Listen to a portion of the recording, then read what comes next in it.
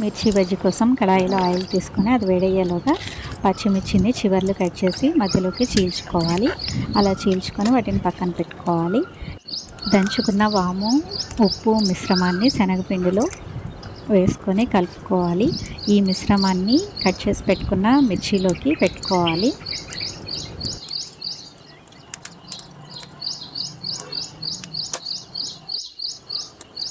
ఇప్పుడు శనగపిండిని తీసుకోవాలి.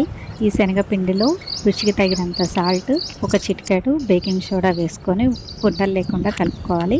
ఇప్పుడు ఇందులోకి కొన్ని నీళ్లు పోసుకొని కలుపుకోవాలి. ఇలా కలుపుకున్న తర్వాత పిండిలోకి వేలుని ముంచి తీస్తే వేలికి ఎంత మందం పిండి అంటుకుంటుందో ఆ బజ్జీకి కూడా అంతే మందం అంటుకుంటుంది. అది గుర్తుంచుకోండి.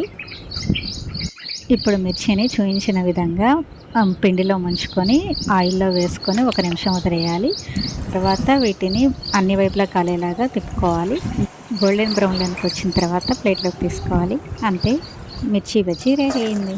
ఈ వీడియో నచ్చితే లైక్ చేయండి, షేర్ చేయండి, సబ్స్క్రైబ్ చేసుకోండి. Thank you.